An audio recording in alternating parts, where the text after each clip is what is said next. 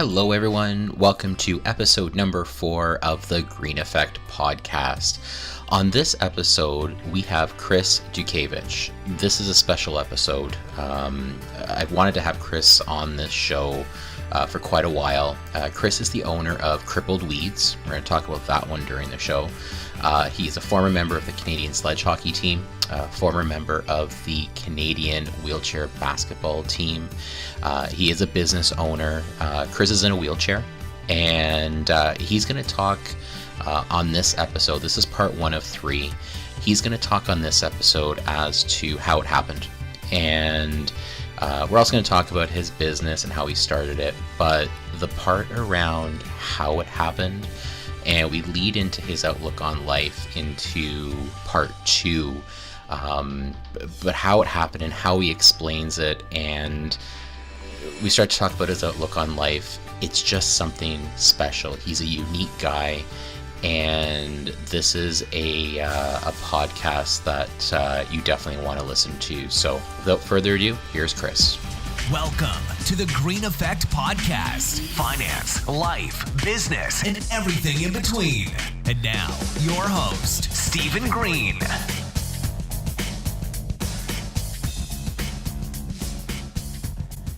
Hello, everyone. Welcome to the next episode of the Green Effect podcast. This is episode number 4, and today we've got Kris, and you got to give me a second here, Dutkiewicz. Did I get it right? You did very well there, sir. Beautiful, beautiful. I've been practicing that all night. Kris is the owner of Krippled Weeds. We're going to talk about that pretty soon. And he's also tried out for and played for the Canadian sledge hockey team, the Canadian wheelchair basketball team, and track and field. So without further ado, let's get going. Welcome, Kris. Thanks for coming. Thanks for having me, Stephen. So I've been really excited to have you on the show ever since I met you, 3 months ago or so? Yeah, about that, June sometime. Yeah. So we always have to start with this. How did we meet? Well, we met through a mutual, it was a client of mine and a friend of yours, and I did some work at their house, and they shipped me on over to your place to check out your backyard that needed some repair. Repair. That was nice. That's kind of you. Thank you. Thank you. And we can call it the people that we met through because, they like free advertising, right? Oh, Lou and Andrea. Lou and Andrea from the Pita Pit on Fairway. They are great folks. That's it. Frequent customers, good food. Good food. I am a Pita Pit member. I collect those points. There you go. So if Lou and Andrea, if you're listening, the bill's in the mail for that down on Fairway Road there. So...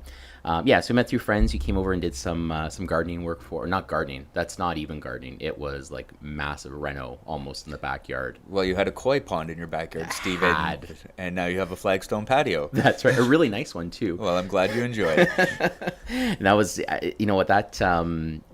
seeing you do that work, and obviously, it's a podcast, so there's audio, and we've got the video on YouTube, but what people may not know is you're in a wheelchair. Yeah, I'm in a wheelchair. I've been in a wheelchair it'll be 19 years at the end of October. Yeah. And it's been a ride, that's for sure. Yep. I know when you were doing the work over on Lou and Andrea's place, people were kind of stopping to watch you do the work. It literally happens all the time. It's not too often you see a guy in a wheelchair, just the wheelchair's 30 feet away from me, and I'm crawling through someone's garden, weeding it, mulching. Yep. That's who I am as a person, and just because I can't walk, I like physical labor. I need to work. I'm not a desk jockey. It ain't going to happen. Yeah, well, that makes one of us that likes to work like that. Yeah. So my wife will attest to that. So that's why you're here. That's right. Okay, so talk to me a little bit about what was your path into what you're doing from a business perspective. So as you know, we talk about business and how people have grown businesses. So how did you come up with, of all things, landscaping? Well, I was 3 years ago. I was hard up. I wanted to work. I didn't need to work, but I wanted it. People, you have those wants in life, and it was like I want to do something. I can't just sit around all day and just do what I want like I could. But I enjoy doing other things. So Sure. Crystal, my wife, she was working at Moldco, and her manager there, his daughter ran a landscaping company, and it was just gardens. And she said, well, I'll give you a try. Show up at this house. And we showed up at a house in Mannheim. She said, what can you do? I said, whatever you can do. I just can't walk. And she went, huh? And I went, yeah, like, whatever you want me to do, just tell me. If I don't know how to do it, or if I don't think I can do it, I'll say so. And from there, I worked for her for 2 summers. And leading into the end of last summer, we butted heads a little bit on a job site, and she read me the riot act, and I said, okay, that's fine. You're only giving me 10 or 15 hours a week. I can gladly go do this somewhere else and do it for myself. And she went, that's your prerogative. And I literally started that week because she had no work lined up for me, and I worked on actually my employee's house right on the corner. And from that job last summer in September, I had 7 other jobs just because of his house and his location. It was literally people stopping me and going, hey, this is your house? I was like, no, I'm just doing the gardens here.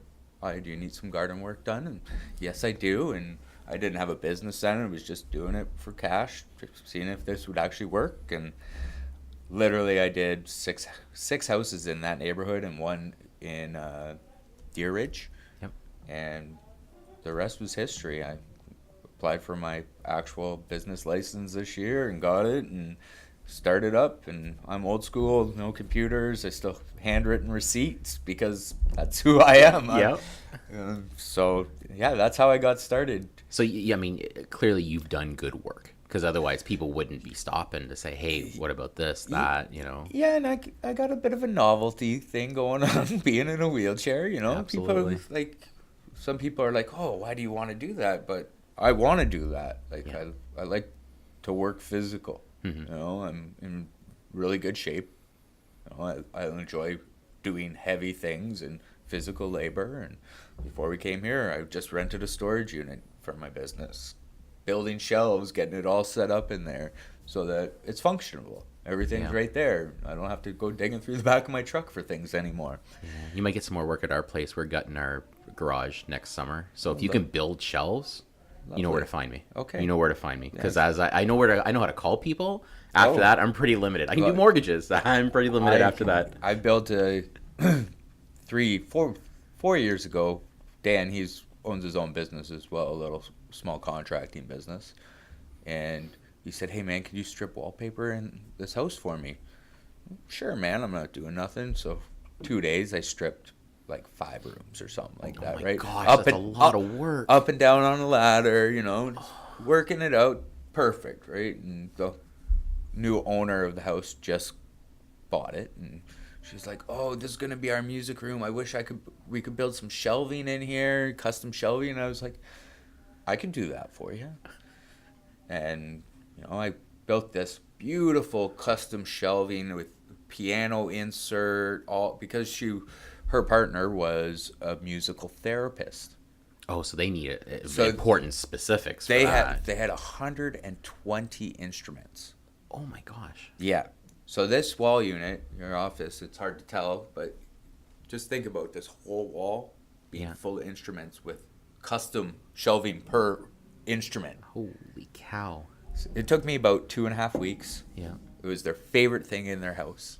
And they didn't know, they just moved and they didn't know how they wanted to take it. And I was like, you can't take it. It's a building. It's there forever.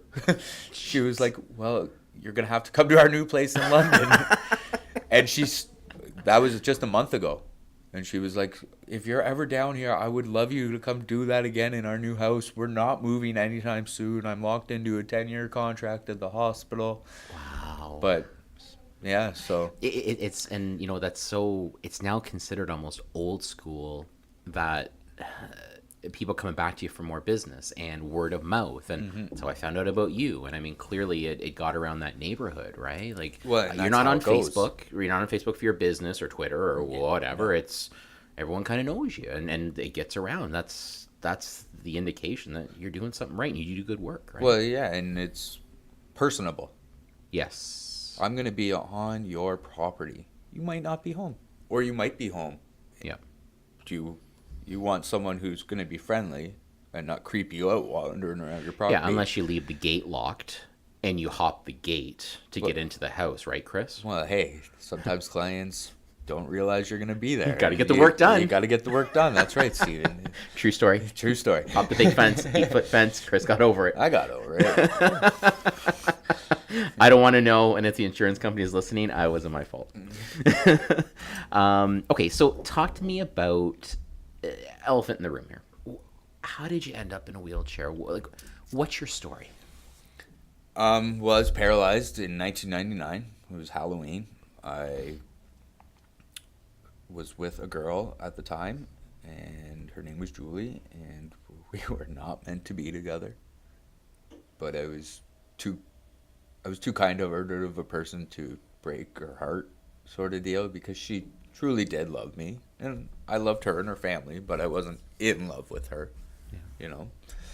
And I was 21 years old, a drunk, like a heavy drinker, case of beer a day, sort of deal. Like, I got my paycheck from work, cashed that thing, and went right to the beer store and got 14 cases of beer, sort of drinker. Wow. Right? And I had no issue putting a case of beer back every night. And it was a Friday night, and I liked to dabble in a fair assortment of drugs at the time. And, you know, she went, "Oh, I'm going to go to my best friend's in Chatham. Could you take me to the train station?" I was like, "Yeah." Oh, explicit language. We have the first beep out on the Green Effect show. Viewer content. I got warned pre too. Now I got to figure out how to do a beep out. I've never done that before, but we'll figure it out. Yeah. All good. So I said, "Yeah, I'll take you there. Like, see you later. I'm going out. I'm gonna go have a good time." Because she kept me under wraps. Mm-hmm. Like, she put her thumb down, and I said, "Oh, okay." You know, like, I didn't like to push people's buttons, and I still don't. So I dropped her off at the train station. As soon as I dropped her off, I had, remember the out of the blue phones? Way back in Labatt Blue, they gave away phones. Rogers 3-month free phones, and you could get into concerts with these things. Oh, jeez, yes. Okay. I had three. Yes. I had 3 of them. That's how much beer I drank, right? Out of the blue, I was like, "Yep, I'm calling everybody I know. It's party time."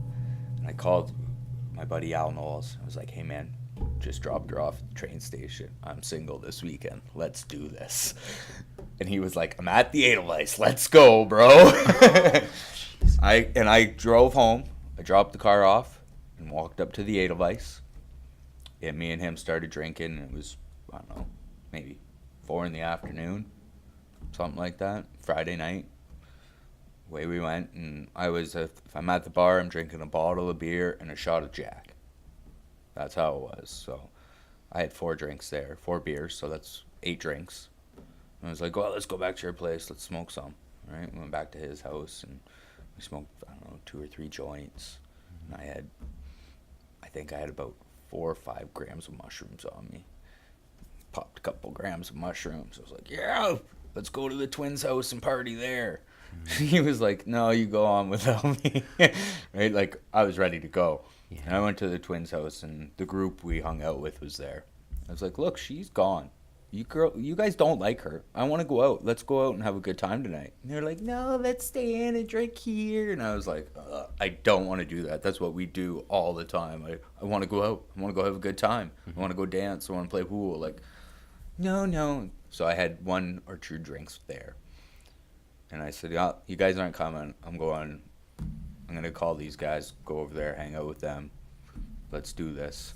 So I called Neil and went over there, and a couple other guys were there, Josh and a couple other guys, and got there, had another beer, smoked another joint, and my favorite drug at the time was heroin. And so I loaded up a few smokes because I wasn't freebasing it, free mainlining or anything. I was just smoking it. So I loaded up my smokes for the night with it, had one. It's like, "Yeah, let's do this," and ate the other 2 grams of mushrooms. Right?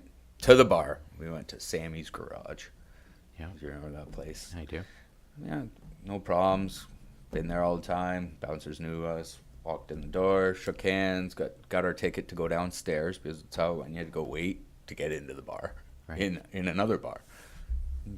Ordered 2 rounds because you never know how long you're going to be down there for, right? We're at the bar, so it's 2 more beers, 2 more shots of Jack. Number gets called. It's like, yeah, let's go. Ran upstairs and like I beeline to the pool table because that's what I did. I played pool, and the other guys were like, well, we're gonna go make our rounds. I was like, go, see you later. You know where I'm gonna be. I'm gonna be playing pool. So I'm waiting my turn, and we weren't there. It was maybe a half hour, 45 minutes, and Josh came up behind me and said something to me, and that was it. We went outside, and I was like, I remember hopping down the stairs. I don't know if you've ever been in there. It's a square. The stairs were square, and it was 7 stairs all the way down. I remember hopping the stairs, going, oh, that didn't feel good. And I went out, and for some reason, I lied underneath the car. I went to the bar, But I'm also 4.5, 5 grams deep on mushrooms. Yeah. Like I'm starting to trip out now, finally. And he says, what are you doing? I got out, and I just put the boots to Josh. Beat the snot out of him. Like, left him lying there. They wanted to have me charged with assault. But I remember beating him up and wandering over to, there was a TD Bank on King and Francis. Right. And there's a railing around their parking lot. Well, that railing used to be green in 99. Right? And I remember hopping that railing and staring at my feet. And when I raised my head, that was it. Next thing I remember, I was face down, looking at the bars, and I was in the drunk tank. And ooh, get me out of here, like. And I actually thought I was fine. I was just lying there. I was like, oh, good night, I'm in the tank. And I went to stand up, and my legs didn't come in underneath me. And I was like, oh. And I started screaming, get me out of here, get me out of here. So that is my memory. Yeah. And like it took me 4 times asking, look, there's something wrong with me. You better get me out of here. To an ambulance finally coming to jail to check me out. And then when they checked me out, they finally cut my right shoe off. And I had 3 grams of weed in jail in my sock. Right? I literally, it's one of my last memories before leaving jail was the paramedic looking at the cop and going, you guys didn't search him very well, did you? And then black and white shock to the hospital to emerge. They thought I had a shattered heel. Then they did full x-rays and we're like, okay, this guy needs to go to a real hospital. And they shipped me down to London. I had 9 hours of surgery. But let's backtrack. So, from the time I don't remember, this is what I've been told, and I've been through the lawsuit, and PI followed me all the way through.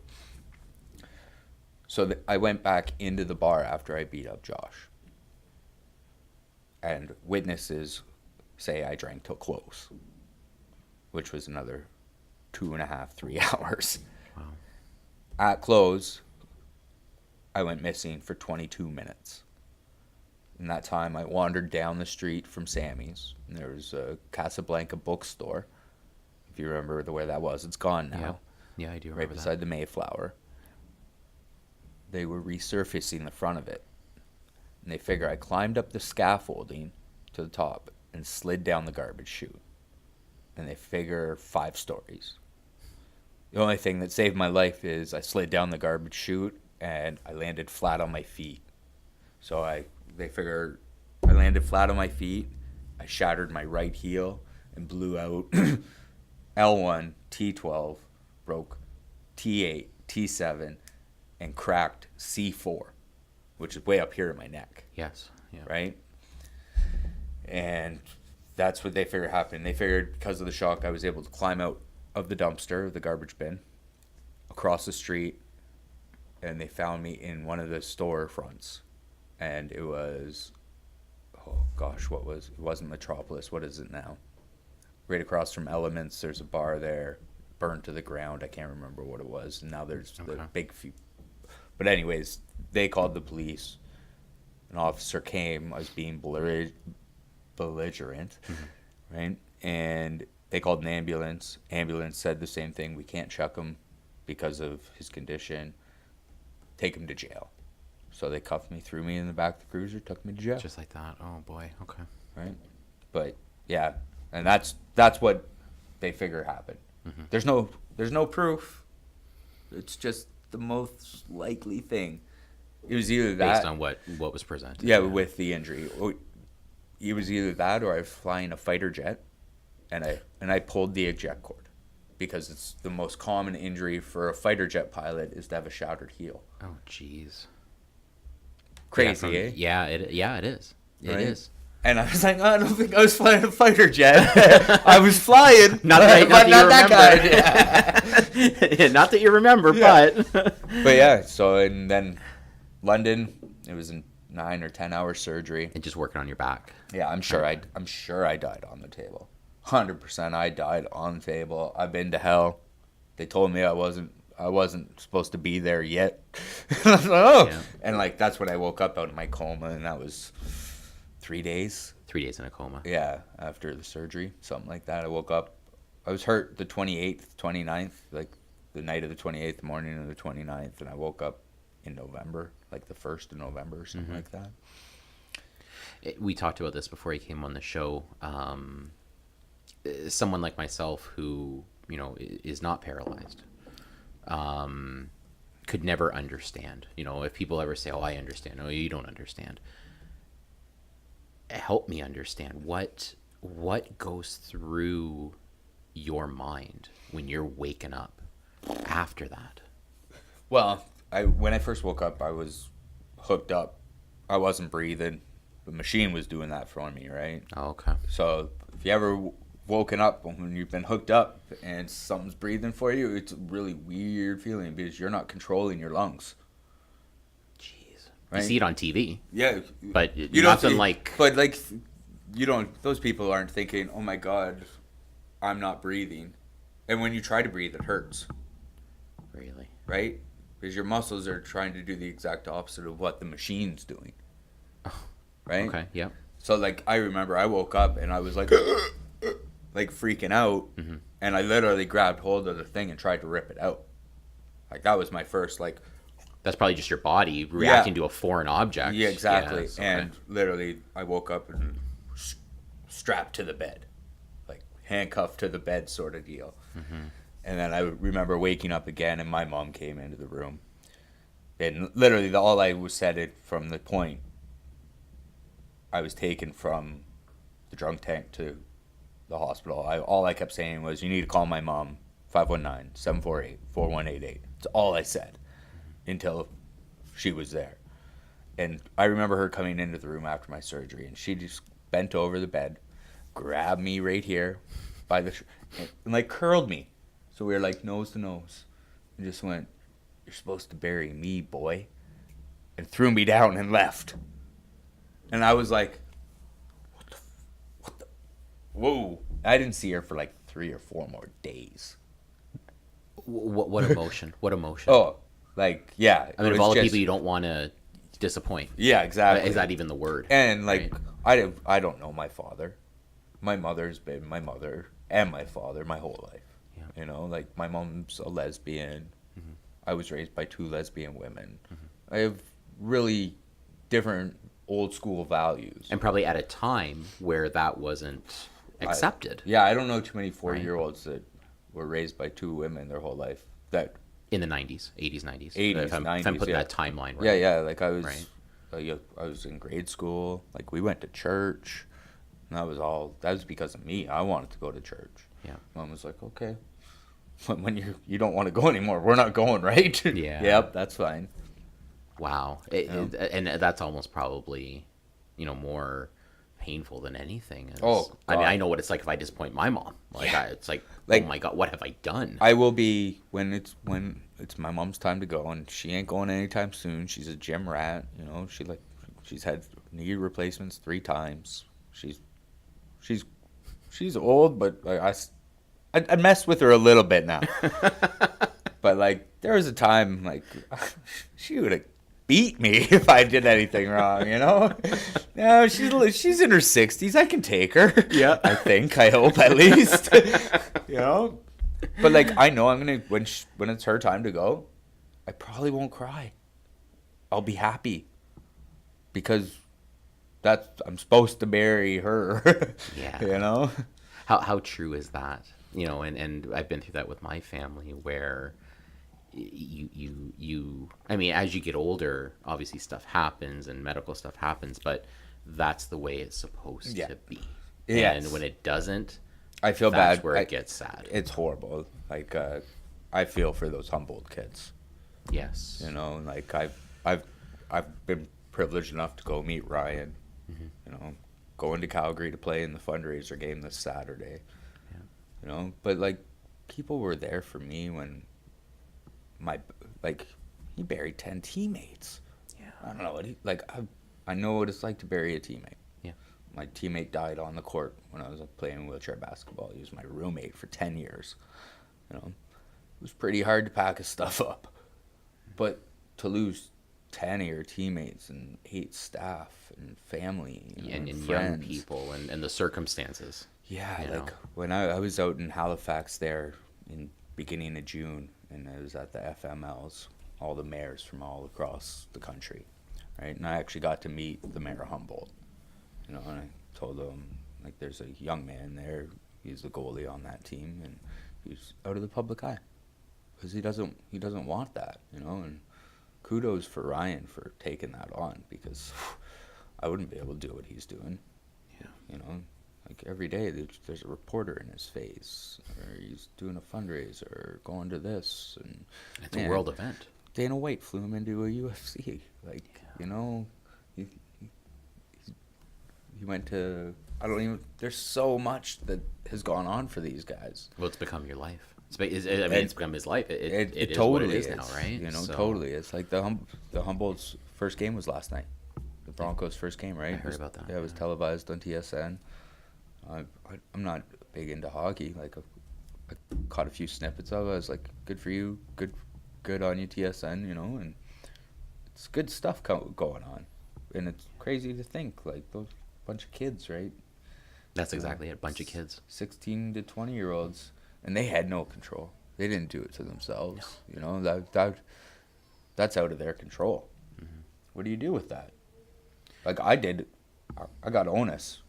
Did this to myself. Yeah. You know, most likely hypothesis says I did it myself. I'm a big boy. I can put my hand up and go, yep, that's on me. Yeah. You know? But, like, that's also why I'm the person who I am, is because I can put my hand up and go, yeah, that's my bad.